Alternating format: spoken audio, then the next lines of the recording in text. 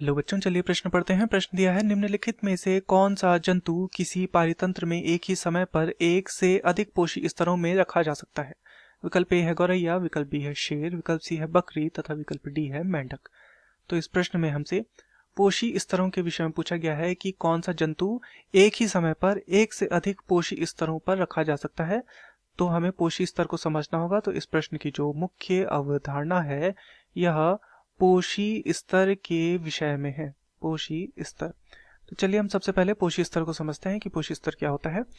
तो किसी भी पारितंत्र में जीवों की जो खाद्य श्रृंखला होती है, खाद्य श्रृंखला, इस खाद्य श्रृंखला में जीवों का जो क्रम होता है, जीवों का क्रम, वह उनका पोषी स्तर कहलाता है।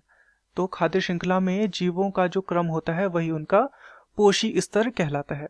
अब इसमें होता क्या है, उदाहरण के माध्यम से इसे समझते हैं।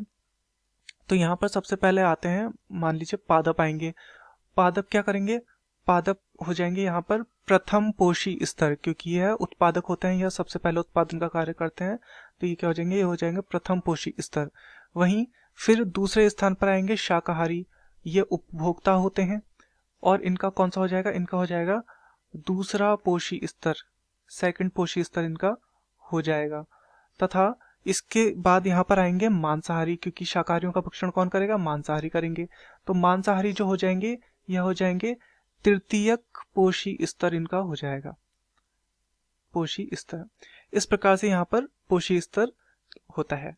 अब यदि कोई ऐसा जीव है जो या तो शाकाहारी भी हो और मांसाहारी भी हो, तो उसे द्वितीय पोषी स्तर पर भी रखा जा सकता है और तृतीय पोषी स्तर पर भी रखा जा सकता है। तो यहाँ पर विकल्प को देखते हैं कि ऐसा क्या कोई जीव हो सकता है। तो विकल्प ए है गौरैया। तो गौरैया या चिड़िया जो होती है यह बीज का भक्षण कर सकती है, अर्थात यह शाकाहारी होगी, और साथ ही यह कीट भी खा सकती है, कीड़े इत्यादि भी ये खा सकती है, तो ये मांसाहारी भी होगी। तो ये द्वितीय पोषी स्तर पे भी आ सकती है और तृतीय पोषी स्तर पे भी आ सकती है। तो गौरैया जो है बिल्कुल हमारा सही उत्तर है कि इसे खाद्य श्रृंखला में एक ही समय पर एक से अधिक पोषी स्तरों में इसे रखा जा सकता है। विकल्प बी है शेर। तो शेर केवल मांसाहारी हो सकता है, अतः यह मात्र कहाँ पर आएगा, द्वितीय पोषी स्तर पर ही आ सकता है। तो ये हमारा गलत हो जाएगा। विकल्प सी है बकरी। बकरी जो है केवल शाकाहारी हो सकती है, तो ये क्या आ जाएगा, ये द्वितीय पोषी स्तर पर आ जाएगा। तो ये क्या हो जाएगा, ये गलत हो जाएगा।